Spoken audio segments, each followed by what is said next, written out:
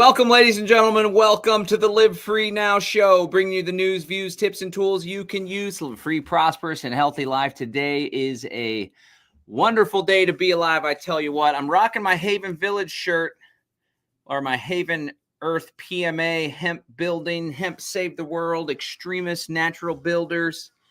River's wearing his as well. So today we have a wonderful program lined up for you. We're going to be joined by the one, the only El Rio, and Imani Bubani.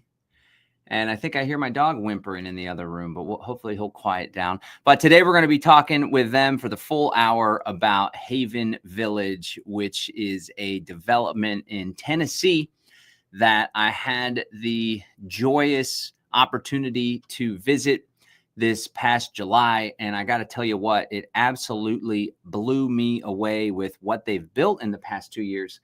Somebody that has a little piece of land myself and is an aspiring intentional community guy, I know firsthand the challenges, the difficulty of really making that happen. So to show up there, having watched from afar, mainly talking through conversations, hearing them speak at our events, collaborating on events, and of course, following Imani's social media prowess on Instagram. I can see them down there. She's giggling. I was only watching from afar, and it wasn't until I immersed myself in the land itself, a 216-acre little paradise tucked away in Old Fort, Tennessee, that I really was like, wow, they are really doing it. And it's like incredible what they've managed to build. So we are going to talk about that. We're going to talk about the community, private realm opportunity that they've built, how you can be a resident, what the whole natural building hemp thing is all about. And of course, we're going to invite you to join one of the upcoming 5-day resiliency immersions. So without further ado, let's bring on, and we're going to premiere this really awesome 5-minute video about the resiliency membership, which essentially is the path to residency out there. But it's so much more than that as well. We're going to share a video. It'll be the first time anybody's ever seen it here on the Live Free Now show every Wednesday at 11 a.m. Central. I hope you guys will subscribe to the YouTube channel. And in order to encourage you to do that, I got this nice little graphic here.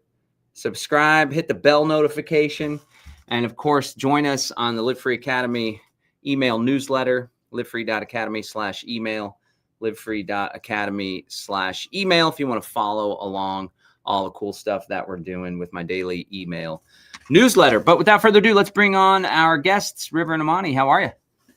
Hey, John. Hey, nice to see you. Nice shirt. Looks good. And it's made of hemp. Thanks to Corey Payne. Corey Payne. Brilliant artist. Awesome. Yeah. You guys there's a hemp wall, right? This is y'all's little hemp studio that you built? No. Actually, we're in the hemp house, John. Whoa. Yeah. Can you rotate your laptop? Maybe it's that. River was like, I was like, we're going to clean up real quick. River can rotate the laptop. All right, let's go. Here it is. Check it out. This is River. Why don't you tell us what it is as we spin it around? There's a beautiful hemp wall, a little feature wall. And then we have our lime plasters over the hemp-crete on the exterior walls and our beautiful view out in the corner there. I mean, it's a fairly small space. It's only 880 square feet. And this is the living area. And then we have like a bedroom and a really nice study, guest room in the back as well, and bathroom and all the conveniences. People can see some videos and pictures on our Instagram at Haven Earth Trade School and Haven Village TN. We actually got one of these Chattanooga furniture companies to furnish it. We're having a showcase coming up in next week. Yeah. So we're really happy to have this first residential home completed, and we're just hemped the second one. Wow, that was one of the things that blew me away, because I was following online with y'all building it, and then to go and actually see it, it's like, wow, a lot of folks talk about it, and even myself, we've had all these grandiose visions of big property developments and such. It's just so much work to pull it off, and life happens and other obligations, but you guys have just immersed yourself in it, and to see the house built and completed, that's the damn dog in the other room, is really inspiring. So I'm going to let y'all introduce yourselves. what you're all about, how y'all came to know each other, and then we'll get a little bit deeper in what you guys are doing exactly at Haven Village. Oh, wow. Well, thanks to you, John, we've had the platform through Exit and Build and Greater Reset for a lot of people to know what we're doing. But I think mainly because River's an architect, really known for healthy hemp homes. But really, since we met 4 years ago, we came together with this purpose to really to get back to the land, to find the right piece of land, and to bring other people who are freedom oriented and really focused on having food sovereignty solutions and healthy hemp homes to come together on the land. So it's been something that I had been visioning for the last 3 decades as I was raising my children, and River was working in a different way through his architectural design piece. And when we came together, I think we're a pretty dynamic duo, and we've been able to get a lot done. The first 2 years was really looking for the right piece of land. A lot of people know we were, not the first 2 years of being here, but no, the first 2 years after we met, toggling between Texas and Tennessee, and then finding this really amazing property. It's on the Georgia line, East Tennessee, and going at it with a real strategy. Yeah, exactly. And I mean, and I think everybody who's watching this and who will watch it, and yourself, John, we all know that the world's in a precarious, changing, shifting situation, and has been for some time now. Some of us woke up, a couple of decades ago, and have been really almost waiting for this to really start to unfold the way it has in the last 5 years. And I always knew that needed to create another way. And then, I kind of went through this whole world of architecture, working internationally, building big hotels and all kinds of stuff, feeling like I wasn't doing what I was supposed to be doing. And then I really, really shifted and had an awakening in 2017. And I realized, like, wow, I have all the tools I need to actually support this shift of us getting back to the land. I had obviously like the architectural piece and the project management piece. And then this whole element with the hemp building came into my world when I left the commercial world of architecture in 2017. And it really kind of has been this journey. And it's part of me knew that there was something about this building material, not just because it was a healthy building material, but because of like what it was offering as a plant to us at this time in history, to start like kind of really getting back to our agricultural roots, but not just like kind of going back in history or in time, but rather like forging a new path and a new way, an exciting path, pioneering a new way. With this building material. It's John, I always said it's our cover crop. It's our cover plant for what we're really doing, right? What we're really doing is creating freedom in a different way in the private realm, outside of, let's say, the legal framework of such, and more into lawful, natural law way. And there's something about this plant that is kind of like an olive branch to the world around us, that somewhat buffers us as just like, we're not just this like intentional community, but we're the trade school. We're like building hemp houses. We're creating this excitement around what we're doing, rather than this very insular kind of thing where we're just, like a prepper community, let's say. We don't want to be that. We don't want to hide away. We actually want to be a model and a light in the world as to what's possible. And, this land is just like so perfect for that, and for the residential model. And then the area that we're in Tennessee is just like kind of, it's buzzing here in Tennessee, especially I think in East Tennessee. There's a lot of buzz around this part of the world. It's like one of the places where we can actually start making some real inroads to creating freedom for ourselves and our families. Yeah, and I think specifically when River and I came together, obviously we're going to talk about the private model, and you've come full circle with that, John, yourself, and also really being an educational and economic model. So we really look at this being an innovative incubator where we're bringing in new innovative products. I mean, working with natural building and really having the importance on the structures that we're living in, because a lot of times people get back to the land and they're doing it whatever way they can, and we do have a really specific strategy around that and leading intentionally with those ideas with specifically healthy hemp homes. So I think that's set us apart maybe from others. And the economic side of it, you know, because I think there's been a lot of attempts at creating eco communities or whatever you want to call it, but not a lot of consideration of the real economics needed to make it happen, and not just to build it out initially, but to like have economy going into the future. For it to be resilient. Yeah, that's a huge part of the resiliency, not just growing food, but actually how do we sustain ourselves and build the relationships and grow an economy here. Yeah, I love that, because a lot of the more left-leaning kind of floaty communities, no offense, whatever, they're actually the ones that seem to be more predominant in this community movement. Sometimes the economic piece is missing, and there's more of an egalitarian or communal piece. So don't get me wrong, there's nothing wrong with community, but to have the economic piece in place makes it a lot more sustainable, because things do cost money, and you guys have put in a whole lot of infrastructure. That's for dang sure.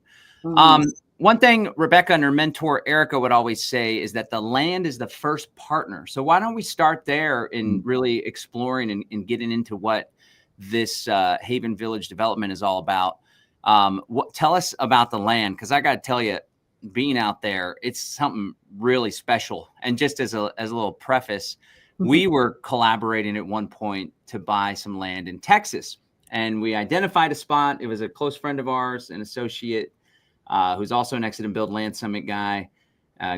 Me and him and Rebecca went way back to the politics days, but it was a piece of land, and it was nice in a nice area, but the land was kind of barren, and the cattle had kind of overrun it. But it wasn't like you didn't show up there and it wasn't like, wow, this is really something. But in Tennessee, on y'all's piece of land, it's really special. The topography, the views, the fresh air, the greenery, and it's just like there's something magical about this piece of land. So why don't you guys tell us a little bit about what went into choosing that property, and what are some of the key features that make it special? Yeah. Well, first, I think it was cool the other day you said, the land is, if this was a movie, the land is the star of the movie, and we're just like, we're some supporting characters in that movie. True, and it's true to some degree, because it's really important to find the right land. We can, as a designer, I can put things on paper and make everything look good. Have all kinds of fantasies about what something could look like. But like you said, there's so much already here that actually it's more about, how do we maintain that as we design and develop kind of the master plan as to how we're going to do that. Maybe go through the checklist. Yeah, we talked so I was about just that going at to say, Exit Build. yeah, we did, we created a checklist, because when we first came together, we were traveling around during COVID and looking at people that bought pieces of land, homesteaders, like, I want to get out of the system. And they'd rush to buy a piece of land somewhere, and they really had no idea what to do. Or what they were looking for. It's just like, just the security. Yeah, exactly. We went to land. Right, exactly. And I think that's definitely a big part of it, is the design part of that, but also knowing what to look for when we are looking for a piece of land. And we had some very specific criteria. One, we really didn't want to have any zoning or real building regulations to have to slow the process down, or even not make it possible, because of this type of development obviously is not common. And then other parts was like be buffered from other developments and land encroachment and all of that. Like finding the right county was really important to us, and Polk County, where we are, really hit that on the head. The other part obviously was having water on the land, which we have an abundance of it here, which was always a challenge when we're looking at property in Texas for sure, and other locations. And then like the biodiversity that is in this region is unlike no other that I've experienced, and I've traveled We're a lot. adjacent to the Cherokee National Forest, so there's this area is known for its biodiversity for sure. Yeah, we're literally butted up to the Georgia line on the south side of on the property, and then on the eastern side of the property, we're pretty much butted up to the Cherokee National Forest. We have hundreds of thousands of acres that we can get right into, and which has springs and all kinds of other Firewood. assets. If we are to be resilient, and then the other part of it was really towers. Yeah, all them kind of things, right? Like proximity to 5G towers, all of that kind of infrastructure. Obviously, we saw some land in Texas, and it was like, wow, this is amazing land. And then right there was a 100-foot tall tower right on the edge of the property. It's like, it's amazing how that stuff can just turn you right off straight away. And then also being in an agricultural area that has the opportunity to be revitalized. So this is definitely, and River's been talking about that for a while, but we didn't want to be so remote. We wanted to have access to things, so we're an hour from Chattanooga, 2 hours from Atlanta, which is not appealing, but, and then an hour more plus to Knoxville. So we're near major cities, but we have a, town 30 minutes away where we get all of our materials for building. So you're not like doing this hour or more trek on these, like we're in a very remote location because we're on a dead end road, but we have access to things. And I think that's important. We've talked to a lot of people who picked such remote locations that it just, even the drive to go, and we got used to that in Texas because we were living in Kingsbury. So it was like an hour to Austin or, half hour to San Marcos. So we were living on a cattle ranch there. So because there's a transition coming from a city to living in a more rural area. But if you make it so difficult and challenging, and you have a hard time accessing things, that can be a real deterrent if it's taking you a couple hours just to go and get things. And when you're building, sometimes River's running out multiple times a day. Having another big part, and I mean, I'll go back to that, but I really was getting a hit way back in like kind of 2018, that these old kind of dilapidated rural counties, not these massive farming communities where it's just, monoculture. wholesale monoculture, but more like these older agricultural counties that have really lost a little bit of their roots with agriculture, but the Dollar Generals all come in and take over and different things, but that it's still in their roots, and it's and a lot of the family lineage is still in the same county, and there's that's a big part of this. Like everybody who's we brought into this project all know each other. Yeah, they're all like friends, know each other, grew up here,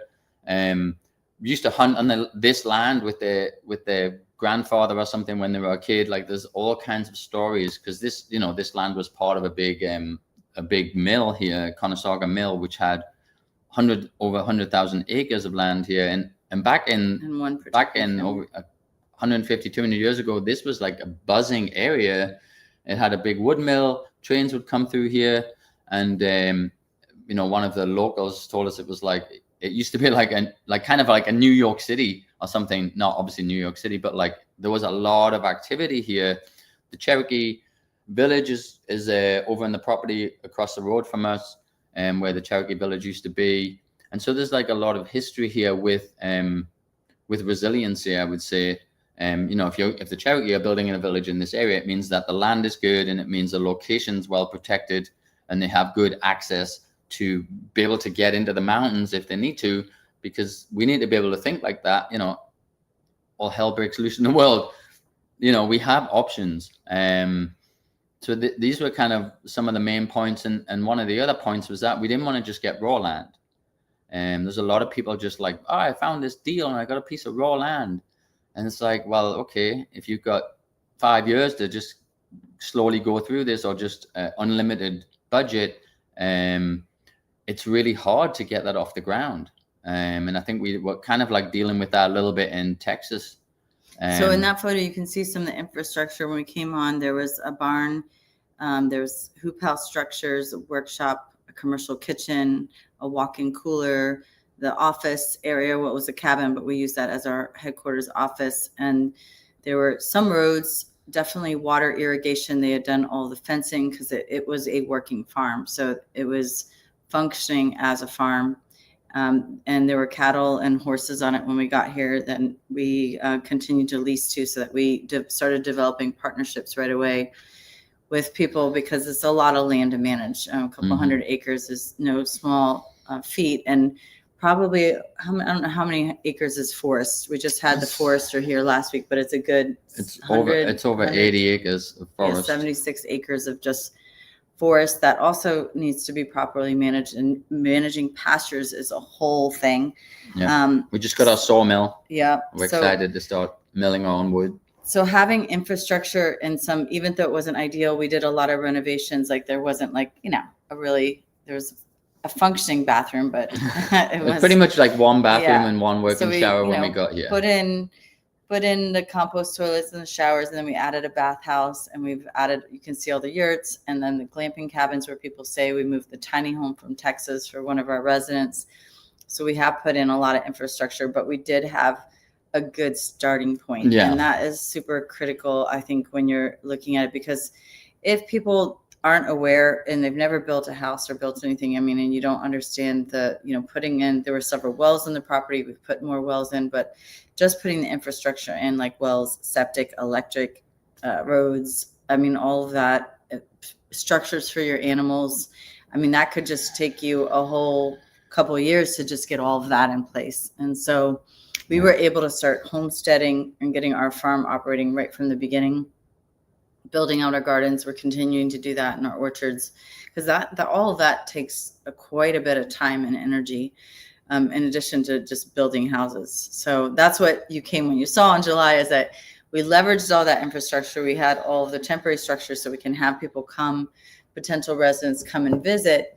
And then we started building the first year was really clean up and getting infrastructure, but we started building the first home the second year.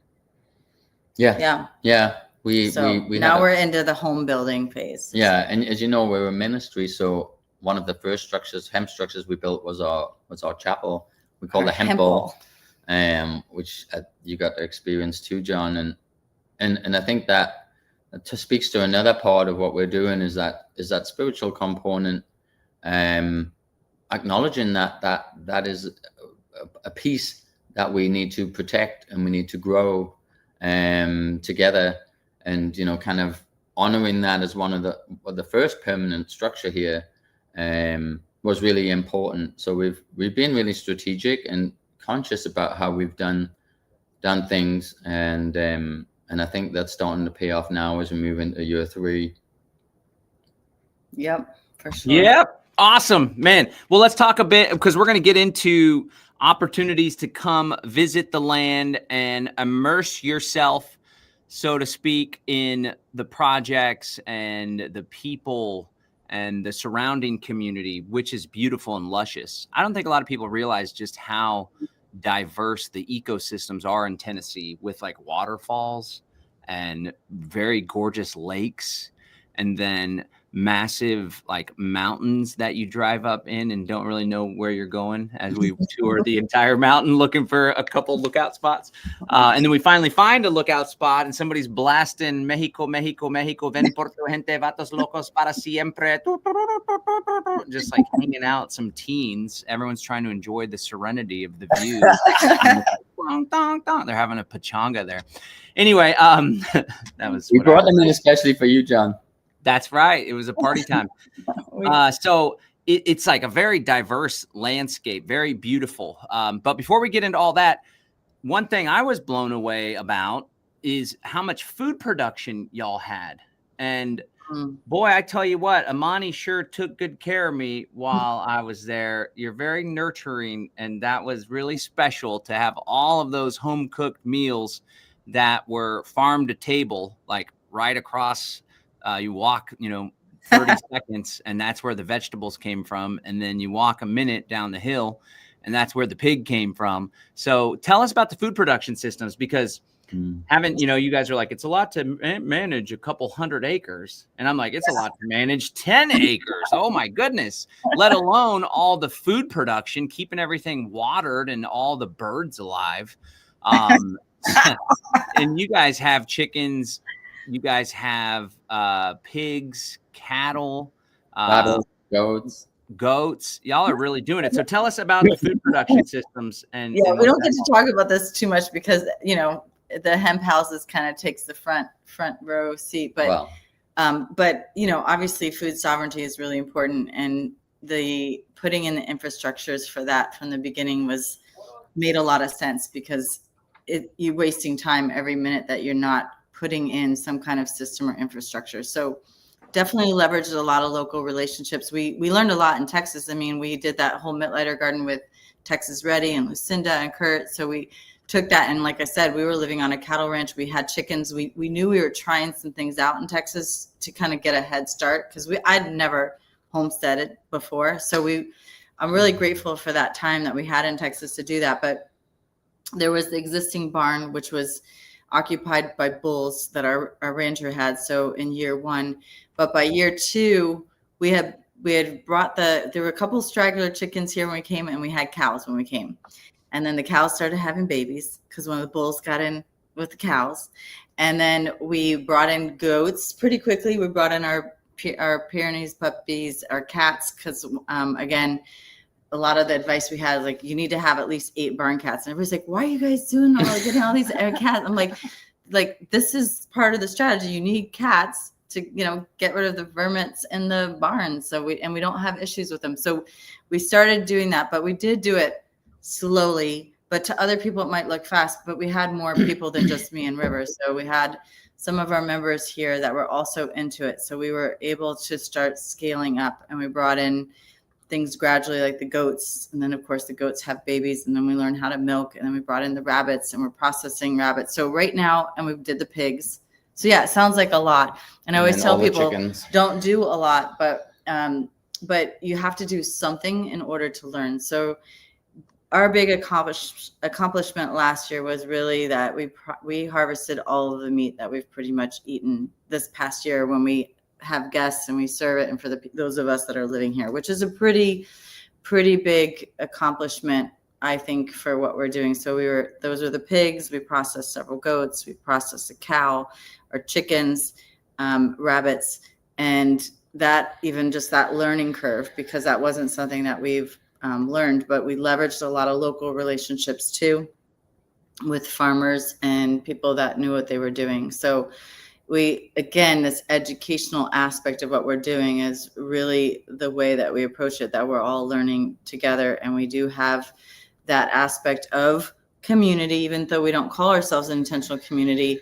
This neighborhood village model is community is a byproduct of that, and you do things together. And when we have people come to land, very much like what Joel Salatin talked about, like having a group of people come for a weekend and doing a hands-on project. And it is always the highlight of the weekend, the immersion, when people come. Like the last immersion we just had in September, we got the entire Mittlighter garden bed, except for 2 beds, weeded, which would have taken us weeks, but we had like 10 people who were so excited to do it. I was like, this is great. So we definitely leverage these events and opportunities for other people to get their hands in and to teach them. So it's a big part of what we're doing, but yeah, it does take a lot of work, effort, and planning. And so, but we're really, and we have a Muscovy duck, 2 of them. Yeah, those are good ones they eat the mice. It's a working system, and we're really excited about that part of it, and excited for year 3, because we're definitely up leveling this. We're moving more into the gardens, and we're doing high tunnels, low tunnels, all of that. So it's a big part of it. Not messing around. Nope. Yeah, you guys dove right in. You've accomplished a lot in 2 years, and we just planted our fall garden, and we'll be doing winter gardens through the tunnels and hoop houses. So super excited about that, because the year 3 is like our full market garden plan. Awesome. I love it. Okay.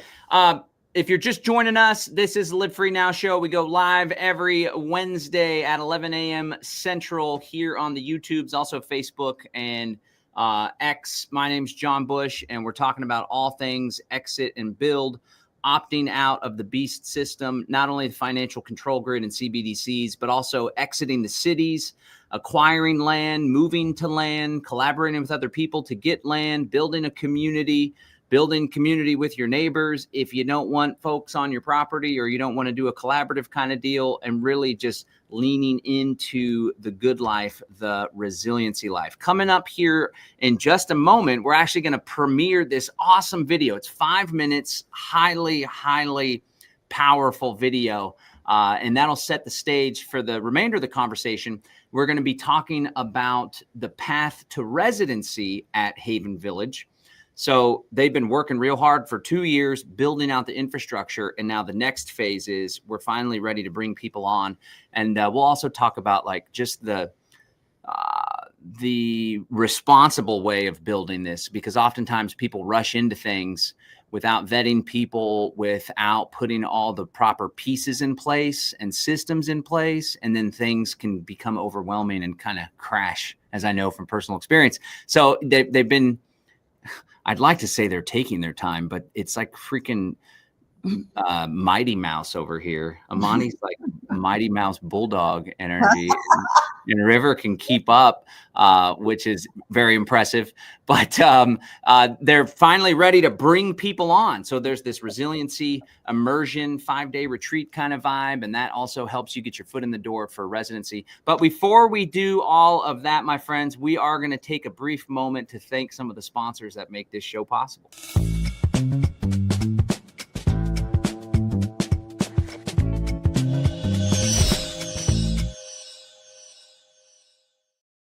Hey, it's John Bush with Live Free Now, and I want to take a moment to thank one of our sponsors, Wise Wolf Gold and Silver. You can check them out over at livefree.academy/wolfpack. And the cool thing that they do is offer a monthly membership program for you to get silver and gold delivered right to you. That's right. But the beauty of it, because we're real focused on exiting out of the CBDC beast system, the financial control grid, trading amongst ourselves using alternative currencies, the silver, the precious metals that they send you, shouldn't put my address on there. The precious metals that they send you, it is tradable. It's smaller units. It's divisible. So this is my monthly membership. I pay $125 a month for their warrior pack, I believe it is. Let's go ahead and pop it open and take a look. You can go to livefree.academy/wolfpack, use coupon code LFA. Is it LFA? Or Live Free, and you will get some free precious metals. Coupon code Live Free, you get free junk silver, actually. So it comes in a discrete package, and let's go ahead and bust it out and see what $125 gives me. The premiums that they charge on top of the actual spot price of the metals is very, very small and minuscule. So you're definitely getting real close to $125 worth. But so here we have, a nice little keychain. I'll have to add that to the collection. We have 2 silver ounce rounds. One of them's a walking Liberty. Those are really valuable and special and recognized all across the world. United States Mint. Oh, and then we have a Canadian maple. That's a nice touch. I tell you what, since I started promoting them, silver was like $40. Now it's $50. It's going gangbusters. So 2 ounces, that's like $100. And then we have a Ben Franklin $50, 1964 or earlier, which is 90% silver. That's 1963. And then we have 2 silver Mercury dimes. So there you have it, my friends. And I tell you what, if you're catching the show live right now, I actually took a handful in my backpack on my trip to visit River and Imani in Tennessee. And Imani took me to a Mennonite farmer's market. They don't take credit cards. And so we bought some vegetables. It was $52 worth of vegetables, extremely affordable for all the goodies that we got. We walked up to the register and I said, "Hey, I understand you guys don't take cards." And the guy behind the register with his beard and his nice hat said very pridefully, "No, we don't take cards." And I said, "Well, would you be interested in accepting silver in exchange for these vegetables?" And he was a little bit perplexed, but the guy behind him piped up, I'll take silver. And wouldn't you know it, we were able to purchase that vegetable stash using precious metals. It kind of created a scene, and some of the younger Mennonite men came out and were like checking it out. And I was explaining to them about the 90% silver. But you can get yourself some tradable silver, and I want to highly encourage you to go out there and talk to farmers market vendors, talk to the local businesses, and ask them if they're willing to accept real money in exchange for their goods and services. This, my friends, is how we build the counter economy. And our good friends at Wise Wolf Gold and Silver are going to help us to do just that. Again, you can sign up for a subscription. You just head over to livefree.academy/wolfpack, livefree.academy/wolfpack. Check out their offerings there. And you'll be able to sign up. Let's remove them. You'll be able to sign up and get you starting at $35 a month, $50, $125, all the way up to $250 a month, $2,000 a month, and they'll ship it right to you. And it's tradable. If you have the higher packages, they'll throw in some gold as well. I've gotten gold backs from them in the past. Again, livefree.academy/wolfpack. They help to make this show possible. Thank you so much for tuning in. On the other side, we will be joined once again by River and Imani.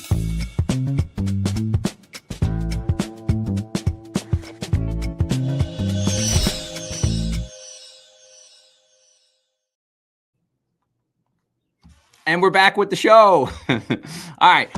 So let's continue. That was awesome taking me to that Mennonite farmers market. They were all about it. And that was great. You did make quite a scene, John. That was so much fun. Yeah. I have a tendency to do that. It was a very full market, and everybody was around John. These young guys were quite interested. They loved it. And it's a culture in that area. So there's other, and it's not even like in our movement, you know, people wake up and then it's the cool thing to do, or at least we're trying to make it look cool, to trade outside the system and to buy the house and the land and to show off a picture of your onion harvest or whatever. That's cool in our community. Or at least it should be. I hope you guys think it's cool. I think it's cool. But for the culture there in Tennessee, it's just a way of life, you know? And there's folks that have been, most people are probably investing in silver, but people know what silver and precious metals are all about. They know what junk silver is all about. They know about the Second Amendment and firearms, and they know about growing food and being resilient. It's not like some new trend because they want to escape the beast system. It's just a way of life. And so you guys have carefully selected an area that has that culture ingrained in it. And it's really cool to learn that you guys are connected with the neighbors and building relationships. It's not some weird prepper commune or like cult like thing. It's like, no, we're trying to be a part of the community, not come in and impress ourselves on the community. Like I know another community, maybe in Tennessee, maybe doing. Yeah, but that's so true. Tomorrow night, we're having our JIB meeting that Rivers, they got your back. And we're just inviting our neighbors and talking about everything that you just referenced. It's cool. I think that's a real point, John. Yeah, we set that up a couple of months ago, and it's here. GYB, got your back. Who came up with that? JIB. You can use it, John. JIB. I like it. And you know, we do gun practice. We do we talk about security. We talk about communications. We have some comm stuff going on. We're going to put a tower up so we can project our walkie-talkies 20 miles. Wow. In the area, and then we might be able to get another little tower up on one of our other farmers' properties. Sweet. You know, this when the whole Helene thing happened in North Carolina, that was the big issue was communications, and like you know, if we're going to be getting out of things, if this whole digital reality starts really getting enforced, which it's starting to creep in different countries, we don't want to have to be compromised to do what we need to do. So that's a big part of it too. And it's super important. Yeah. I always talk about this twofold path as far as the why we're doing this exit and build thing. And on the one hand, it's like the most powerful way to align yourself and your motivations is this is how we should be living anyway, using real money, real relationships, real food, connected with the land, leisure time around the fire, listening to River belt out Buffalo Soldier on the guitar, maybe a little freestyle or two. I don't know. Did you guys freeze? Are y'all still there? No? Yeah. Okay. Okay. Yep. It froze for a second. Geez, they're getting serious. That's how we ought to live anyway. And when we align with that motivation, then that's what we're more likely to manifest. Where our attention goes, energy flows. But let's not be naive and like woo-woo floaty off into the sky, because the reality that we're all facing is that there is a predator class of satanic pedophiles. There was somebody I was debating with recently. Oh, it was at this men's retreat thing. It was this younger guy. And I was like, he was like, America first. And we want to create this American exceptionalism and export it to the world. And I was like, yeah, but the unfortunate thing about that is you may like that vibe. And I'm down with America and Americana culture and individualism and freedom and loving your neighbor and all that stuff, free speech. But the United States of America has been captured by satanic pedophiles. And he really resisted that quite a bit. He's like, I'll give you the pedophile piece, but they're not satanic. And I was like, don't even get me started. Let's go down the Bohemian Grove. Ryan Manitti always would talk about the Franklin scandal. They're definitely into some dark shit. So nonetheless, it most definitely ought to be a motivator for us. And I tell you what, I know y'all are a little more resistant to this than I am. I have no problem lighting a fire under somebody's ass and leveraging perhaps the most powerful motivating emotion possible, which is fear. We all should be afraid of what's coming down the pike, but we don't let the fear consume us. Rather, we let the fear act as a kick in the butt to take action. That's the purpose of fear. It's an indicator. It's a signal that something's off and we do not feel safe. And some people just get swallowed by the fear, consumed by it, and then they wallow in a pit of despair and overwhelm.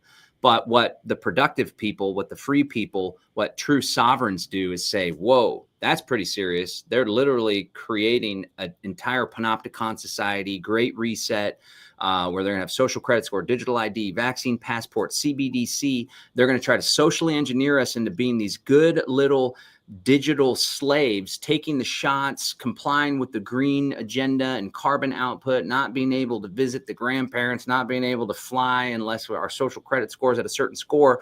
And so let's not be naive about what's taking place. Let's let it serve as a motivator. And that's exactly what you guys are doing, not just by being a shining example and then sharing on social media, YouTube videos, come out to the workshop and learn about natural building.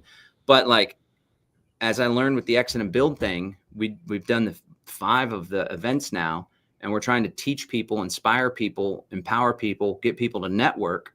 And I always knew in my mind, like, what's missing, because I'm a marketing guy, and I'll shut up here in a second. We're going to play this video. I'm a marketing guy, and I know it's like you have different levels of value that you provide at different prices as well. And you always want to create the higher level opportunity. And I knew that what was missing in our movement in this space of exit and build land stuff was a turnkey solution. You guys are probably familiar with that term watching. A turnkey solution is just like, here it is. The solution that you're looking for to solve your problem is here and it's ready to go. And as I've shared, I tried to build that solution. We tried to build that solution, Rebecca and I, and ran into quite a bit of hardship, more hardship than most people even know. But it's not easy. And that's why when I came to visit you guys, I was like, wow, you've done it. And maybe instead of me having to do everything, I could just help you guys with my skills and my talents, and y'all can do most of the work. I'm just kidding. I don't mind getting my hands dirty. So I'll be there. I'll be there in November, and let's spend the rest of our time together talking about this resiliency membership opportunity and these immersion events and the path to residency. And I know there's a bunch of people watching. If you're interested in this path, I want to invite you to ask questions there in the comments. We'll be sure to hit those. But to set the stage, let's go ahead and play this awesome video that you guys just produced. And then from there, we can really dive into what these resiliency immersions are about and what it actually takes to be a resident out there. All right, let's hit it. It's a great video. Thanks, John.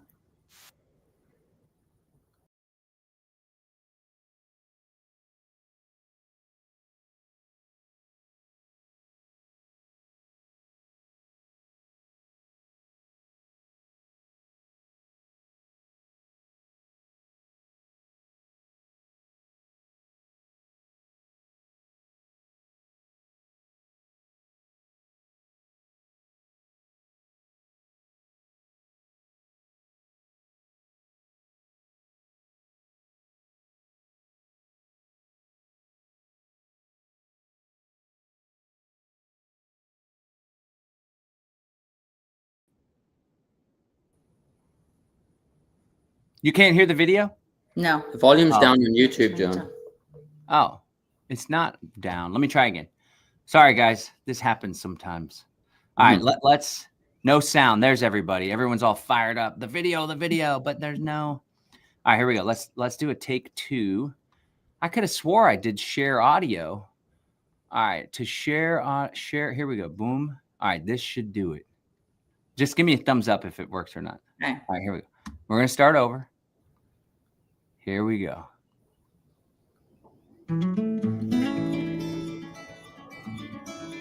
Many of you, like us, are looking for ways to get back to the land. Some of you are ready to move right now, and others need more time. But you want to secure an exit strategy, a safe haven for you and your family. And that's exactly why we've created the Resiliency Membership Pathway here at Haven Village. It allows you to be an active member even before living here.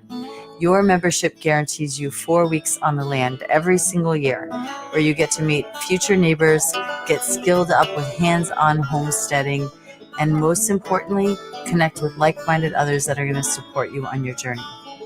The Resiliency Membership is for those of you who want options in these times of uncertainty, who are tired of what's going wrong in the world and ready to start creating the positive life we all know is possible. Becoming a member now secures a place for you here at Haven Village and gives you the time you need to get your things in order and decide what lot and what neighborhood is right for you. The first step to potential membership is to attend one of our 5-day resiliency immersions, where you vet us and we vet you. You get to learn in depth about our private model, tour our residential neighborhoods, see the first healthy hemp homes we have built with our own hands, meet other potential residential members, and share nourishing meals together. But most importantly, to get all of your questions answered. Being here on the land gives you the opportunity to drop in, reset your nervous system, and see if Haven Village is a place you can call home. Haven Village is a private residential model focused on food security, healthy hemp homes, and freedom. We purchased the 216 acres of pristine nature in July 2023, previously a working farm, already with a lot of infrastructure in place, which we've been able to utilize right away. The first 2 years we were busy learning the land, putting these systems and structures in place, establishing local partnerships, and designing and building the first residential hemp homes. And now we are finally opening our doors to invite others to come experience what we are all about. Haven Village is not an intentional community or your typical development. We are a group of freedom-minded individuals seeking a strong, supportive, and safe environment. We're focused on food security and off-grid measures so that we'll be resilient for the times ahead. Already in year 2, we've been able to feed our small but mighty team from the animals and gardens right here on the land. And we have strategies in place to feed even more people.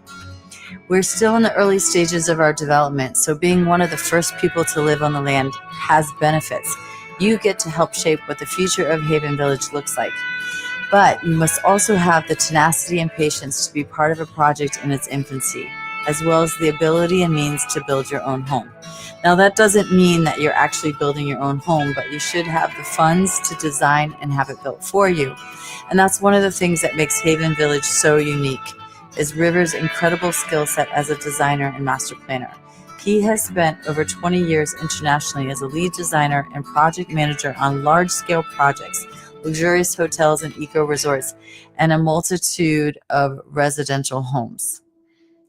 And home is ultimately the most important part. And as we navigate through the instability of these times, without options, we're at the mercy of whatever is being rolled out. Our lives can be restricted in ways that impact how we get food, where we travel, and even what we do. We've come to realize how vulnerable we are, and we want a backup plan that ultimately results in a better quality of life, even if the world doesn't fall apart. That's the beauty of our Resiliency membership. Become a member now and reserve your spot in one of the most prestigious private residential models out there, and have peace of mind, knowing that we are preparing while you are figuring things out on your end. Our land stewardship model is based on developing only 20% of the land, which limits the number of memberships to 40 to 50 build sites. We're currently accepting applications for the next group of members and have created opportunities for those who are serious about potential residential membership to come and visit. If that is you, the first step is to complete our online application. Once we receive that, we'll send you a link to attend one of our in-depth webinars. And if you're a good fit, you'll be invited to attend our upcoming resiliency immersion here on the land. The cost to attend the program is $2,000, and it includes all accommodation and meals for 2 people. You will also receive a printed copy of our private membership association application and living agreements to review before you arrive. Our intention is to provide you with all of the information you need to determine if Haven Village is the right fit for you. We invite you to come experience the peace of mind firsthand and what it feels like to be prepared, protected, and on purpose.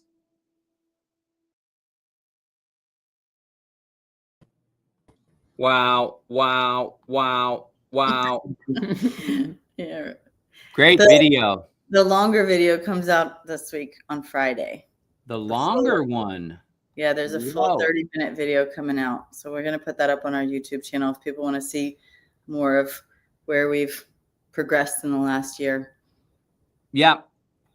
That video, the first time I watched it, brought tears to my eyes. I'm going to share the link for the resiliency immersion. So folks, this is an opportunity to come visit the land, and it puts you on the path to potential residency. So why don't you guys share first, like, what is it to be a resident? What does that look like?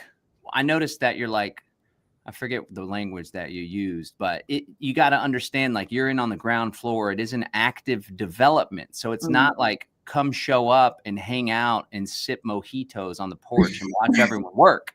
It's you need to participate. And if it's not necessarily like you got to go labor building all the houses and stuff, but everybody needs to be an active part of building this. And that's something that people can actually take pride in, being on the ground floor. So what is the residency all about? Where are you guys at in this stage? And then we'll talk about how to get there. Yeah, participation oriented model for sure. So we've, had our initial group of kind of founding members that helped get this project off the ground. And we intentionally have kept the process pretty tight, a shared vetting, mutual vetting process, but also tiering levels of membership. And when we open up different levels of membership. So we're in that next phase of opening up to another group that are going to be more the people that really are ready to, actually 2 different groups. One, people that are ready to be on the land and can participate in a more hands-on kind of way. And then there's others that need more time. And that's one of the things that we've realized in the last 2 years is that everybody's in a different place.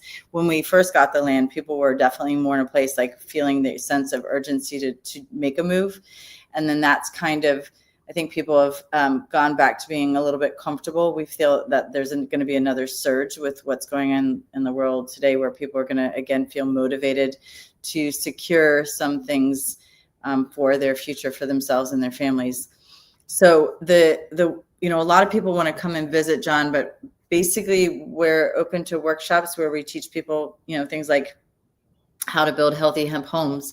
But the other way to really come to the land is, for those that are interested in residential membership, is to come to one of the immersions.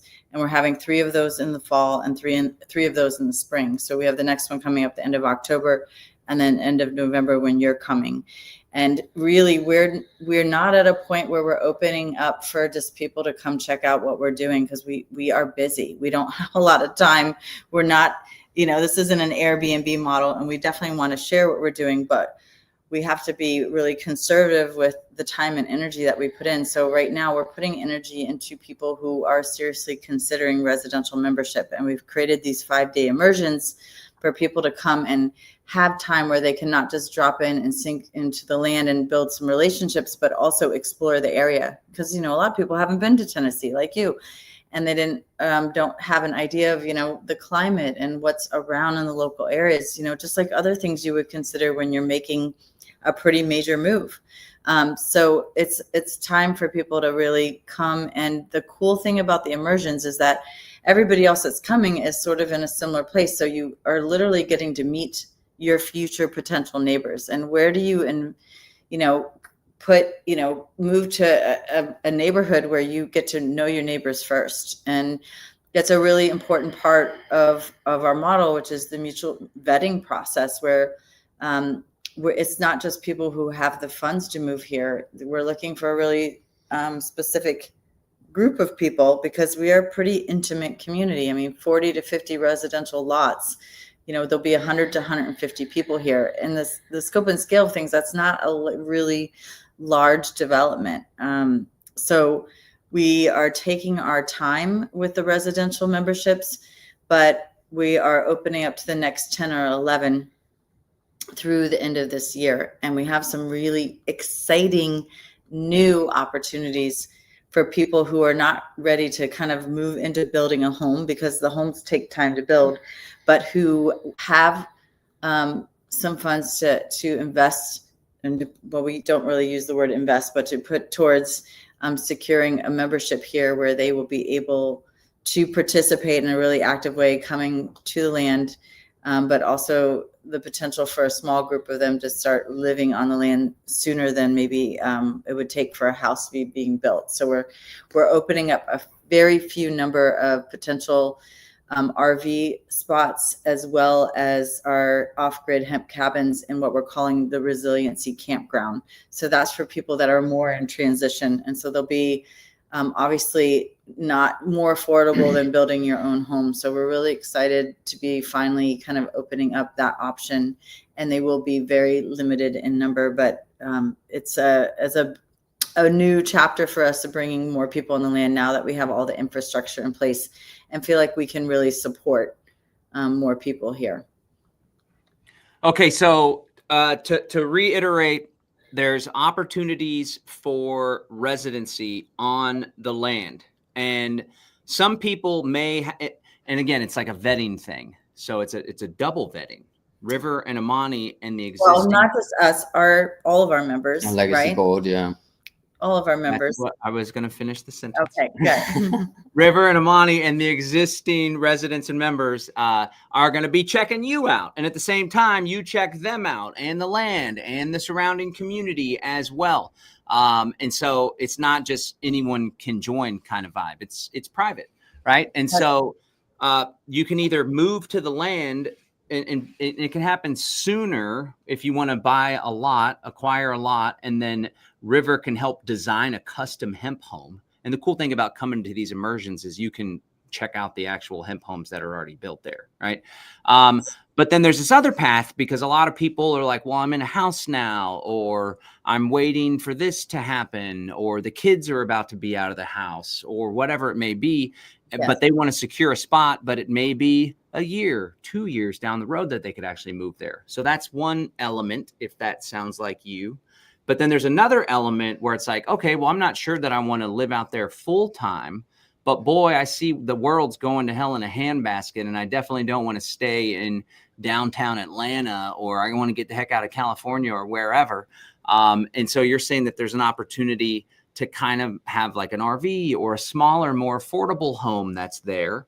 And so like a timeshare model where some of those could even be generating income because we're renting them out, because one of our needs is to have more places for people to be here on the land. So love that. Yeah.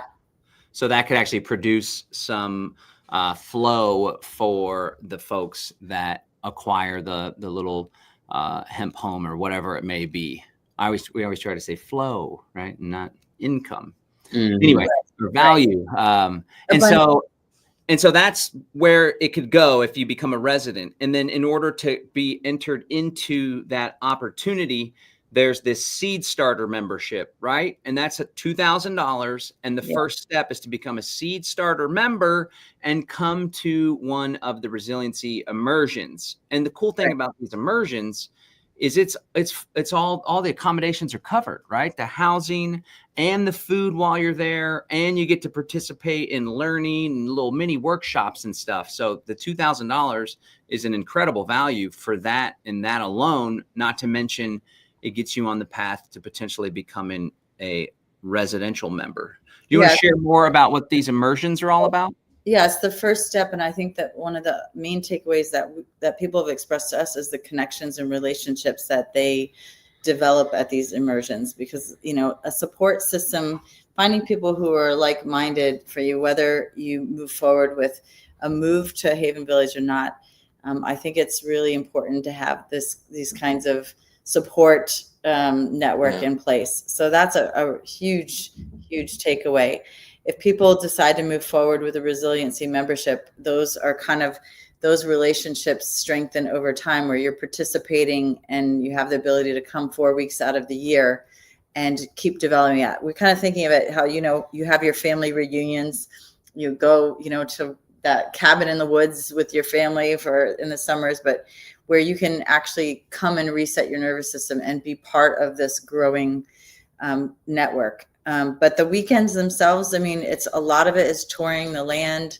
We do a hands-on project. We are doing field trips to the local area, to the Mennonite market, to waterfall. People can stay an extra day before or after if they want to take more time to explore the area on their own. The shared meals are really powerful because, I think eating meals together really brings people together, eating nourishing meals. But it's an immersion. Like we find that it takes a few days for people to kind of defrag and kind of be with the land. So it's a good pace, but there's some time for you to really drop in. And there's a lot of activities that we're doing together with others. So you really get to develop those relationships, but there's plenty of time to get your questions answered. We do quite an extensive presentation, and then River does a piece, obviously showing the hemp homes, like what we're in, and talking about the benefits of that and the design process for that, breaking down the actual cost for people of what they're looking at, what neighborhood would be a right fit for them, what lot they might be interested in.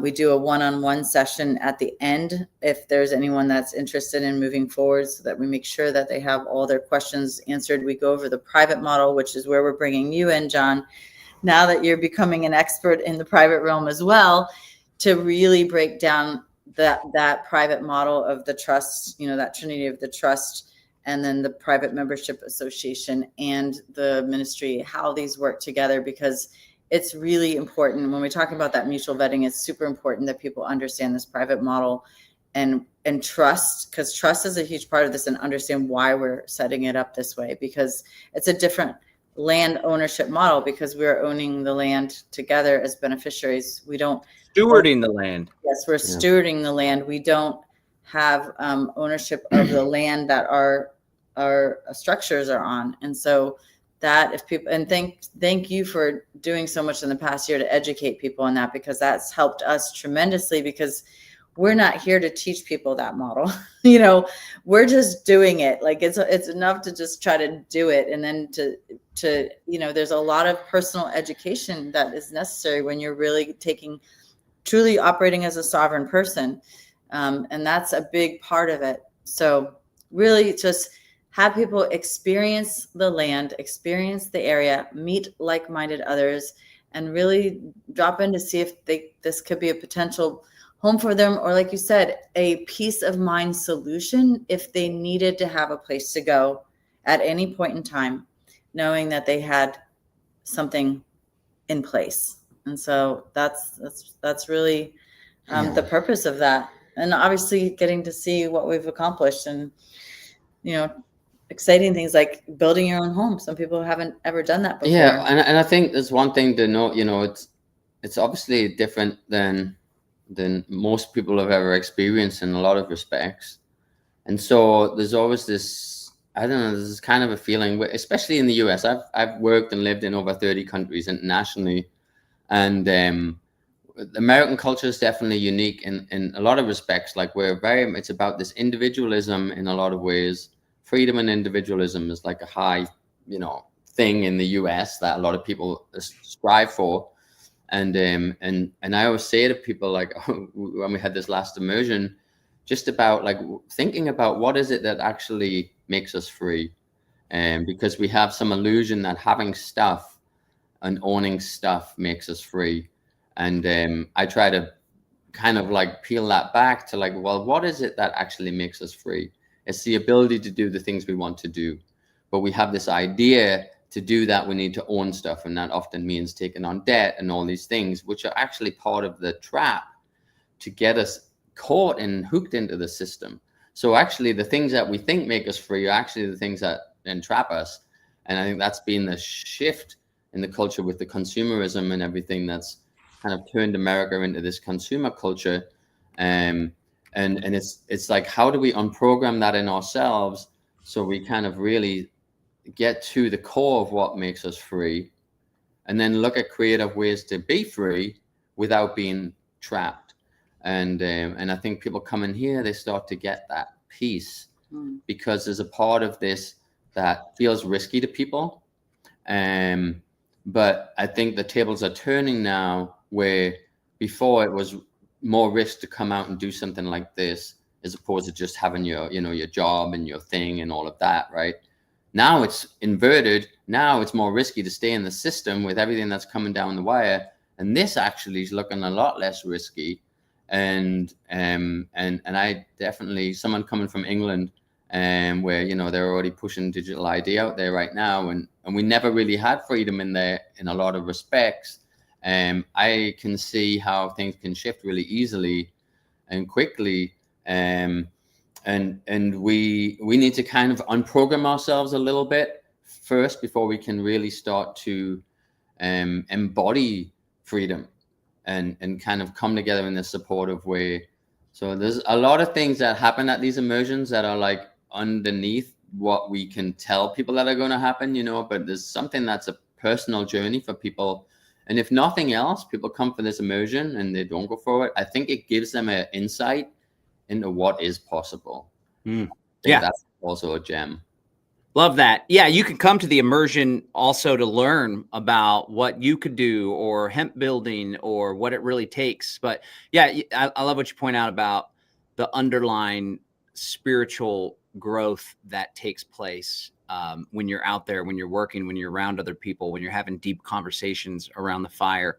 It's the hero's two journeys. One of the journeys is showing up to the immersion. Maybe you're feeling a little uncomfortable talking to people. You're not very social.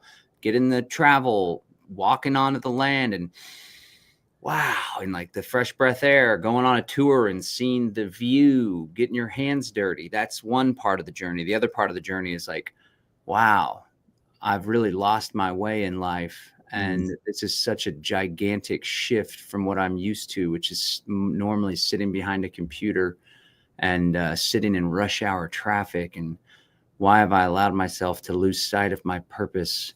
And thankfully, seeing these people that are so immersed in their purpose has now shown me that it's really important for me to align with what God has put me on this planet for. That's what's going to happen in some of y'all's heads and hearts. I tell you what. These are the kind of thoughts that are just always going through my crazy brain. I experienced that while I was out there. I also had the epiphany too. That was like, because I'm going through constant growth, and I always take on too much. I take on so much so that I'm controlling even with the people that are around me. And they're like, what the heck, John? I thought you delegated this to me. And I'm like, I did, but you're not doing it exactly how I want you to do it, or how I would have done it, because I know exactly how everything should be done. I should say that's how I was with the people around me. Now I'm like hyper conscious of it and looking like to take off my training wheels and to be a better leader. But nonetheless, I went out there and I was like, wow, they're like really doing it. And this is what I want to do, but I wanted to be the one to do it and like build it. But I don't have to be that person. And I don't have to be that person in everything in my life. I can just show up where I show up best, which is like marketing and bringing people together and the big vision. And now I'm like obsessed with this private realm thing. That was one of the transformations that I had. But before we wrap up, let's talk a little bit more about the private realm model. And maybe we can set the stage with something, because I thought River was going to go on more of go off the deep end on a rant there, because River can be very critical of not just American culture, but Western culture in general, and the entitled aspect of folks. Like, things need to be done for me, or I'm coming to some place and I don't want to work or participate or whatever. But you know, when you do things in the private realm, and when the land, for example, is in a trust, you're a steward of that land. When you're part of a private membership association, you're a steward of the PMA mission and purpose. And when there is a spiritual component, as in a 508c1a or Ministry of Nature, you're a steward of the gift of life and creativity that God has bestowed upon all of us, no matter what that means for you. You're a steward of this mission. I would go so far as to say, if you've woken up to this predator class thing, then you have a duty, a sacred and honorable responsibility to participate in the animating contest of freedom and to make a difference in this world, so future generations aren't faced with the prospect of total digital enslavement. So the stakes are high, folks. Not to overwhelm you or anything, but that's really what this work is all about. That's that little subtle thing that you'll leave with, a renewed sense of commitment to this cause. But when you have these private agreements, and when you're like, okay, like, I don't have the realtor that's going to go deal with everything, and I didn't delegate all of this to an attorney or to the bank to sort through everything. I actually have to come in and I need to read this stuff, and I need to understand what it is that I'm getting myself into. And when I have a living agreement, as you guys call it, that is going to govern how we relate to one another, what's inside the boundary, what's outside the boundary, what I can do, what I can't do, you can bet that you're going to be held accountable to that agreement, because we're all free people coming into relationship with one another, with the land, with the sacred mission. And when we're in that relationship, there's great freedom, but there's also great responsibility. It's not some libertine, let's all get drunk and stoned, although we may enjoy some fine Tennessee whiskey, some bourbon from time to time. Last time I came, I was in my 75 hard and holy challenge. I'm done with that, so we're having a good time. I'm just kidding. I'm just kidding. But, sitting around the fire with a little whiskey never hurt anybody. But either way, it's not like a party thing. It's not we're escaping so we can be free and we don't have any more responsibilities or obligations. In fact, we may have greater responsibility and obligation, but it's responsibility and obligations that are in alignment with what it is that we genuinely and truly desire in this world. So I wanted to share that. Can you talk about the experience that you've had to go through? Because I know y'all have had some ups and downs and some trials, and you've been learning by fire. But how has this private realm model really shaped the experience? And like, what have you guys had to learn trial by fire style as you're doing this? Well, Catherine asked, when did we start our church in PMA? I mean, River and I did that almost 4 years ago when we met. So that was definitely even before we acquired the land. 2 years before it, we set up as a 508c1a and Ministry of Nature and the Private Membership Association, because we were building our membership and interests in supporting people returning to the land, whether they were buying their own land or wanting to be part of this project. We brought the trust in when we got the actual parcel. So that was how we set that up. So I'll just kind of say with that, do you want to share a little bit more? Because there again has been an education. Like when we first met John and Rebecca, we were like, okay, we got to do this in the private model. And it was, there was a lot of questions and resistance. So we've definitely come a long way. Yeah. I mean, we've learned a lot. And it's going back to that word we talked about earlier, the pioneer. I mean, you're not a pioneer if you're not taking risks. You're not a pioneer if you're not stepping into the unknown and challenging conventions. And that's really what we knew we had to do in the beginning. Imani, it's not Amani, it's Imani, was really, she's the thing about Imani, I think it's sometimes hard for people to understand, is that she has an extremely powerful intuition. She's like this real mama bear, like intuition about things, people and opportunities, I would say. And when we started this, I was interested in the private realm for the obvious reasons, but I won't say I was the driving force for that. And there was, in the first year, I actually didn't want to be a trustee. I was actually a successor trustee on the trust, and because I didn't feel ready in myself to take that responsibility of being a trustee. It was kind of a little bit scary. I was like, could I do that? Can River Richardson be that trustee?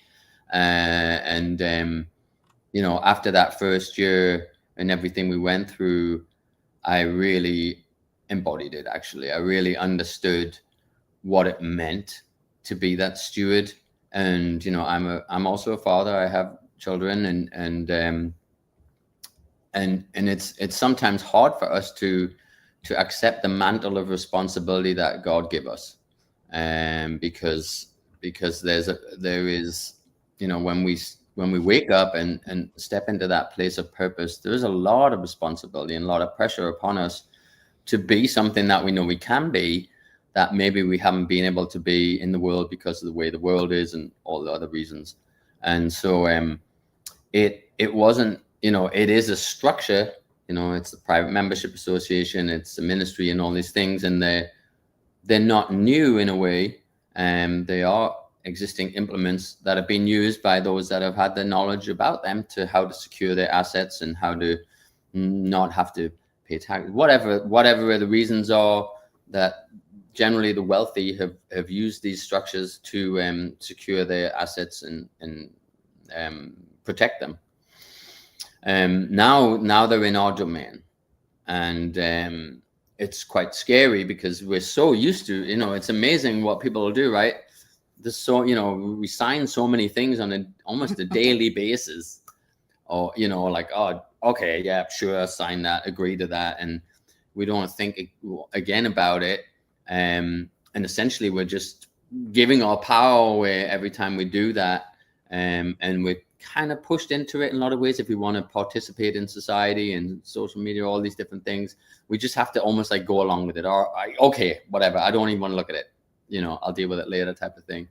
But it's been really interesting in this process that we're really under scrutiny. yeah, we really empower people to like read the stuff, like get empowered, you know what you're signing and all of this. And it does, it empowers people. And then they're like, oh, they've got like 100 questions now. Although before they were just like, I'm willfully just signing it all away. And so it's definitely a challenge with empowering people to do their due diligence. But it's the right thing to do. We do hope that people see what we've done and can have trust in that this mission is real, that our intentions are pure, that this, for us, it's not a money making thing. We obviously want to have a good life here. We haven't built our house first or something like that. You know, we're living in a year like the members who are here, and we're getting into building the homes now. So it's really relevant, I think. And also we've learned also about, in these last couple of years, about how to protect the land even more, in terms of like, okay, is it the most safe if it's all in one trust? And so we've kind of expanded that, and that's what people learn when they come to the immersion, is like how we've grown into this space in our own way, based on our own project, and kind of really tailored the Trinity model to our project and to basically a land development project like this. Because I think it's really relevant to think about, okay, well, what could potentially happen to threaten the project? And generally that can come internally more than anything. And maybe it's from external forces, but it will come internally, as people have seen through COVID. It was their family members who were attacking them. It was their colleagues and their friends who were like just destroying them because of their views and their freedom orientation. And so we're very aware that it can be people, you know, and we have cracks in our psyche or whatever it is, and things can get in there and kind of infiltrate. So we're really looking at holistically how to protect everybody's asset here, you know, and their asses. And their asses, yeah. None of us are owners, right? So kind of take that out of your lexicon. I mean, you own your stuff, right? You own your own dwelling, and the thing you invest in is a structure. We don't share everything. That's right, not our right. model. We're not that kind of model. But the land itself is not owned.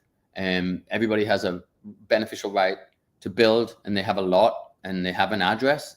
We've actually we have our first own road that we put in. We have obviously some other roads that were here existing. Harmony Hill Lane. Harmony Hill Lane is the new road we just put in. And that neighborhood's kind of like filling up fast. Actually, there's 13 lots over there, and we're pretty much at halfway in that area. So that's super exciting. Well, getting there, yes. Get in there, yeah. Interest. Yeah, but and then we empower other people as they show that they're able and willing to step more up into a place of real stewardship as trustees, that we can expand this out. And that's been the challenge in the beginning, because Imani and I are really the vision keepers for the project. And the project managers. And the project managers and the trustees. So some people's like, wow, you're everything here. Where do we fit in?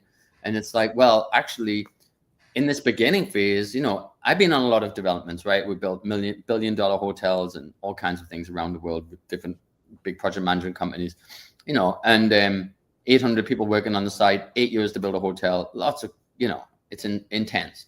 So a project like this, typically it would get developed. A developer would come in, they would, the designer would do a master plan, and then a developer would start building it out, 3 to 5 years, let's say, to build it out. And then they would sell lots and people would start moving in.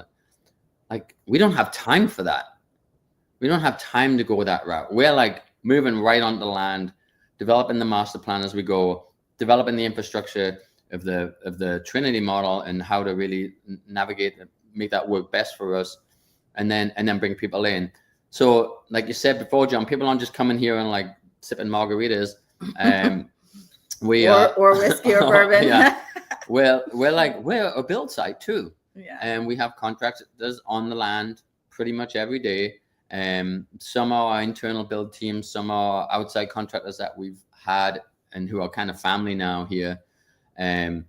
So it's very dynamic in that way. And I think that's good to know. Like, because I think when there's this thing that happens with people, and I'm a designer, so I work with people on their residentials and stuff, and they're like, oh no, I'm a pretty simple person. It's, I don't have any big expectations. And then you get into a design process with them, and you're 2 months down the road, and then it's just like, oh, well, I thought it was going to be like this, and I want that and this. It's like people don't even know that they have a lot of requirements until that actually comes up. They don't want to be that person in a way, but the reality is we do. We are, yeah. And so I think it's like to kind of frame it is like, people are coming in and we're pioneering. This is exciting. This is not just like, where am I going to live? It's like, what am I going to do that inputs to the changes in the world that I really want to see, and that are going to benefit my kids, are going to benefit future generations, and I'm going to leave a legacy that's going to live on and mark a point in history here in Tennessee that is going to happen in other places too. Guaranteed. This is not just happening here. This is growing. This is like the mycelium network is like coming up, and people are really tuning into this. Something needs to happen. We need to do something, and going out in the streets is really not the way to do it, because seeing how that energy gets controlled and contorted. We need to opt out, like you said, John, and start doing something differently. And it's actually enlivening. It's purpose driven. And it makes you get up in the morning like, bollocks, I got to feed the chickens again. Oh, crap. It's, like all these things. But then it's like, wow, we're really doing this. It's really happening. And there's a power and a force behind this that is supporting all of these things. And if it wasn't in alignment with truth, it really wouldn't be happening, I don't think. And, and all these models and these trading and all these other things that are going to start moving into our realm and wider into the communities, it's just going to become the way. It's not going to it's not going to be weird, unusual. We're going to look back on these times over the last 50 years and just be like, that was a weird part of history. How did we get so distracted with all this BS that we lost sight of what was important? And these 5-day immersions kind of like give people this little prick of, Well, I think you said it just shows what's possible. Actually, gives we like planting a seed for hope and a new way, for sure. I love it. This is the way. That's actually what the early Christian movement was called before Christianity, or it was like an organized religion. It was just called the way, because Jesus was the way. Wow. There's a lot that you shared there. One thing is like, there's a big piece of tension that often arises in these community situations. It's not a community, it's a development. And that is the power dynamics. And so having had a community with different members throughout the time at Radical Roots Ranch, it was like Beck and I owned the place, and then people were renting, and there was a power dynamic that allowed for resentment to breed in certain circumstances. And so one thing I just want to point out to folks is like, it's a privilege and a great benefit to people that want to come into this project that River and Imani have put so much time, energy, resources, attention, thought, and wisdom, both wisdom that they both brought to the table, but then wisdom that they're gaining through the trial by fire. Because there's a lot to figure out in doing this. And that's the whole pioneer thing. It takes brave and bold people that lead the way, but then end up with a bunch of arrows in their backs because people come in, and this is like, River picked me up from the Atlanta airport, and I could tell he did some venting, and he was going off, and it was great. It was great feedback. And it's like, you're leading the way, you're pioneering, you're making some mistakes inevitably because we're figuring shit out as we go. Much to my sister's dismay, she's like, you always are building the plane while you're flying it, John. And I'm like, I don't know how not to do that. But my insight is like, maybe I just don't need to be building 5 planes and flying them. Exactly. Just I one. can take building 1 plane and flying it, maybe 2, or maybe on the 2 and 3, I'm the co-pilot or the stewardess, for Christ's sake. But you're leading the way, you're pioneering, you're trying to figure it out, you're trying to communicate the vision better, you're trying to navigate the waters better, and they're very choppy, and you're the captain, and you're like, the analogies just keep coming. We're flying, we're captains in a boat now, and we're the captain, and we're like, I'm trying to get the ship to the promised land, and you guys keep pestering me and like kinking me and shooting me with arrows. Like, we're all on the same damn team here. You're the one that chose to get on the freaking ship. And so we all just need to like honor that they're building it, they're leading, right? Leading, but they're learning.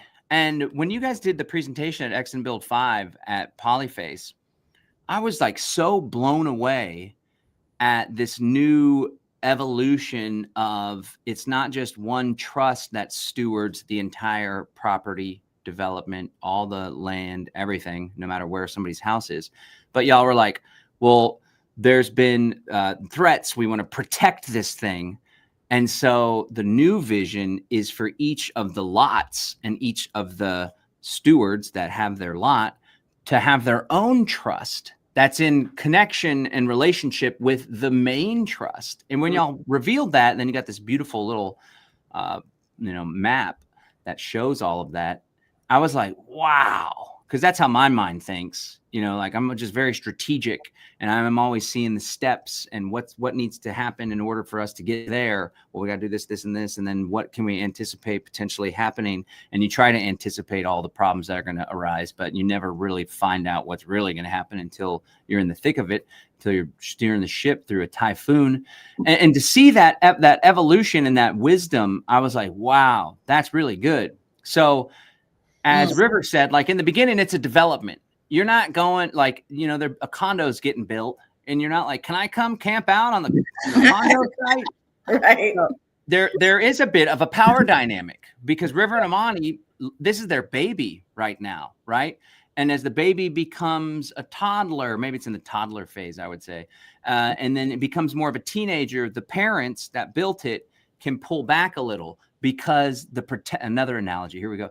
Because this is good stuff. These are gonna be great emails, by the way. I took a note. The land is the star. That's gonna be a great email for sure. And we're all just the supporting characters.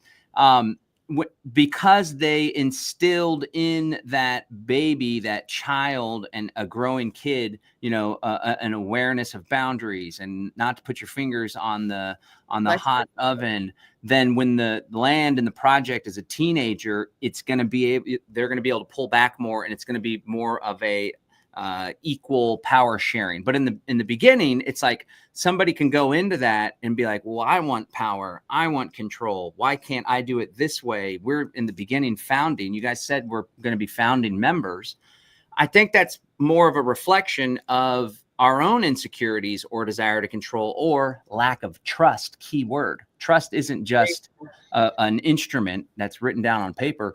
That's really what the word, that's why it's called a trust, because you have to have trust in the trustees that they will operate in a manner that's in alignment with the grantor's desire to benefit the beneficiaries. And so you have to just trust, but not only trust and let go of whatever desire to control, which has been my struggle this year, but what you ought to be doing is honoring and having gratitude that the pioneers with their, like, I'm sure River's hands are probably a lot tougher than mine.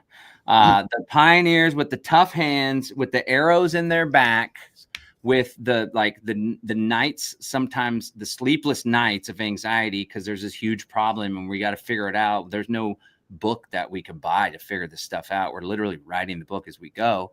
There's no blueprints for the plane that we're currently building as we're flying it. We should have reverence for that and appreciate that. Wow, they're really pioneering the way, and they've put sweat equity in and financial resources and have taken some shots for it. And so the opportunity that they're presenting, that we're presenting, as I'm a team member as well, is like such a huge thing, because, like, again, I tried to do it myself. I've studied the community. I've studied other private realm communities. There's some that we're close with, or at least we were close with in the past. And the power dynamics way weirder there than it is anywhere else. And there's other communities that are like, they're not checking all the boxes. But here we have a holistic check all the boxes. It's a total package. Natural building, the food production's in place, the location, the people, the hemp element, the drive, the vision, and then it's all in the private realm. It's like, wow, this is really special. So I just want to encourage people to consider this, becoming a seed starter member. It's $2,000. You become a lifetime seed starter member. Okay. And so that just brings you into this PMA membership, where you get to be on the inside track to learn or just learn and emulate. If you want to build something like this, it's not like this is some protected kind of thing, although the documents are protected unless you work your way in, right? But like, we want other people to do this, and then you guys can mess up and we could learn from your mess ups. And then you guys from each other. That's true, John. I mean, that's right. Yeah. Rising tide lifts all ships. Yeah. Access to online content. And then the beauty of it is these immersions. There's one coming up in October 23rd through the 22nd. I think there's only a few spots left. And then there's one November 20th to the 24th. I'll be there. I'm probably going to show up early and stay late. I don't know that I could outwear my welcome. We're so close, but I'll see what I can do. if depending on how much whiskey there is, I'll see if I outwear my welcome or not. You might outwear your little sneakers, though. We'll get you some boots. I'm bringing my work boots this time, and I'm bringing my F-250 pickup truck and put it to good use. So as long as we don't scratch the yeah, we can use it as a work truck as long as we're careful with the outside. It's nice. But you come and you stay for 5 days. You get to stay in one of the yurts or one of the cabins. Imani's going to be cooking farm fresh meals along with other volunteers and people participating. The meals are absolutely incredible.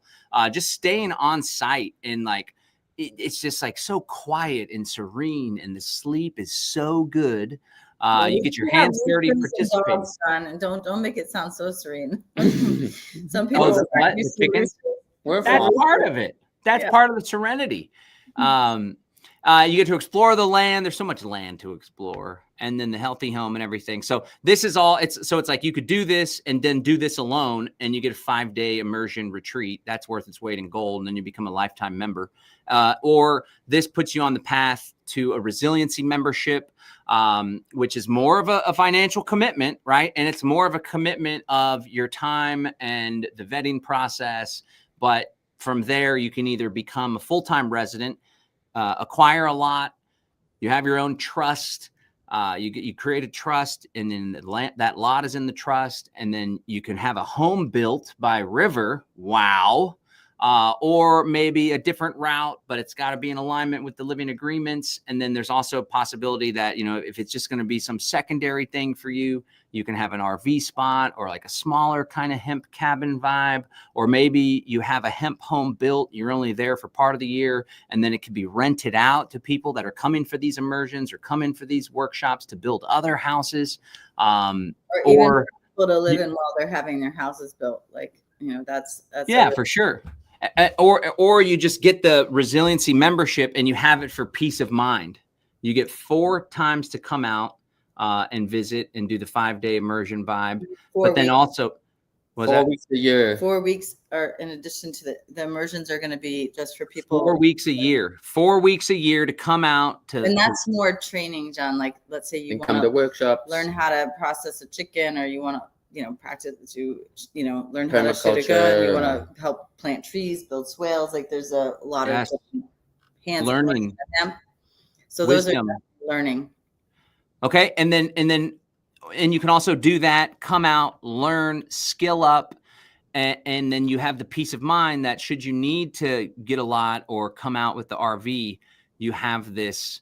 You're very kind of in that approval. You don't have to, like, you're basically going through that process. You're pre-approved. You're pre-approved. Yeah. That's the word. Yes. Okay.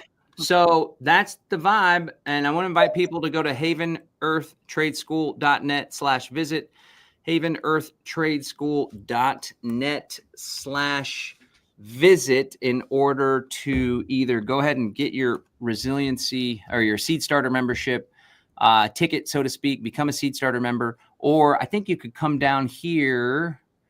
You fill out the application and you could talk, right? From the application, you'll contact folks if they have greater questions and stuff. Yeah, really the first step is to fill out the application. And then if that's a fit, we'll have the invitation to the resiliency membership, because there are limited numbers of spots. So those are really for people who are serious to move forward right now with some with the membership, towards a residential option. Yeah. And the last thing, John, is like, this is a newer thing, the resiliency membership. In the beginning, we didn't want to just have a lot of people. We wanted just people who were committed and they bought a lot right up front and they would build within 2 years. Like, we were pretty straightforward. We didn't want to just have people kind of like throwing some money in and like, oh, I'll do something later. And because I saw the repercussions of that in different places in the world, similar things that they were trying to do, especially out in Russia. And but now we feel like much in a better place, a much stronger place. We have residential members, we have houses getting built, and we feel like now we can open this resiliency membership up for people who aren't quite ready, because we learned that there's a lot of people that just aren't ready to make big moves right now. But there are limited spots, so like, it's worth getting in and getting your resilient membership, and then you can keep coming back and learning all about it and getting in with everybody here. But most importantly is like, if things turn really bad, you can get out here, and we've got everything set up, so it's a win-win. It's a great opportunity. And you can do the immersion without the resiliency membership also, if you don't want to go to that next step. Well, it's to figure out if you want to go to the next step. So it's the in-between step to see that's required for all of that. But I know there's a few people interested. I am going to respond back to everyone. So if you have filled out that application, I will share. And I know you're on my list. And but thanks for all the kind words, John. I really appreciate that, because it hasn't been a small feat. And really what we've realized, it has been a spiritual process for us, especially this last year. But it does all come down to trust, and trusting in ourselves and each other in the process. And there is this greater purpose that we're all. There's a greater reason why all these things are happening right now on the planet. There's a bigger plan. So it's part of that, you know. And if anyone's feeling the call, that's really the invitation. And for people to find a way to be involved. So appreciate all of the support. I'm really, really thrilled that you're coming on to be part of the team, and really look forward to having you out here again in November. I'm thrilled too. And I hope folks will join us for November or October if that's more convenient for you. There's just a few spots left. The program was supposed to be an hour, but we slipped up and went 40 minutes. But there's a lot to cover. Such a great project, and I'm honored. John, we're going to have the webinar, and you'll be on that for the 15th. It's going to be a more in-depth webinar, so people will have to sign up for it. And if they're not on I guess you'll put it to your mailing list or our mailing list. But that will be an invite only, where we'll really go through more specific details than what we did today with the neighborhoods, the lot options. And we're going to really, that's when we're going to introduce those other spots, the RV and off-grid hemp cabins kind of opportunity. And there's a limited number of those. And so if you're in any way interested, that would be good to check out that webinar or sign up so you can get the replay. Excellent. Okay. Thanks so much, River and Bye, Imani. everyone. Appreciate you. Thanks, guys. Bye, See guys. you soon in Tennessee. All right, there you have it, ladies and gentlemen. That was a very immersive look at what's going down over in Old Fort, Tennessee. I need to pick up a Tennessee accent. Usually when I say Bastrop, Texas, I got my Texas accent down because I grew up here. I was born and raised. But I don't know the Tennessee accent. I've been talking to Curtis Stone. I know the Canadian accent. It's interesting. He says mum. I got a kick out of that. Anyway, I want to thank you guys for tuning in. We know old River's British accent. To tell you what, mate. What did he say earlier? He had some. What's the word? Yeah, I'm gonna bring him back. You said a word earlier. I forgot what it was. I don't even remember what it was. I was gonna make a little joke about it, but He says a couple words. He's got a few. Yeah. He's a British American, though. He's more American than most of the damn yuppies these Renaissance. Say Renaissance, River. Renaissance. Renaissance. days. Let's mess with River. Yeah. All right. Anyway, thanks, guys. Okay. Before I let you go, I just want to thank a couple more of our sponsors. Let us not forget our good friend Hakeem Anwar over at Above Phone, abovephone.com. But better yet, go to abovephone.com /live free. And I think that's what it is. Boy, oh boy, I need to dial these in. Let's just make sure that gets you where you need to go. Abovephone.com /live free. And then Live Free Academy and our show gets a little benefit as well. So abovephone.com /live free. They have phones, they have laptops, they have tablets, and it's not just a de-Googled phone. It's also got all sorts of services and perks that are like decentralized and private that you can tap into, like their own email service and their own cloud storage, Above Suite, they call it. So definitely check out abovephone.com /live free. We're going to be promoting some webinars that we're going to be doing collaboratively with Hakeem and his team. They got some stuff going on in the next couple months as well. And last but not least, our good friends over at Crowd Health. Join crowdhealth.com /promos/LFA. This is the program that I use. It's like this cooperative crowd share thing where if you have any health needs, it gets the bill gets sent to the herd, to the crowd of incredible freedom people, lots of Bitcoin people involved, hence the orange color. But it's like super low. Like we pay barely over $300. I never had to use it, thankfully, but we get the monthly little crowd share and super affordable. Totally have your back. It's freedom people that run it. And you can go to joincrowdhealth.com /promos/LFA.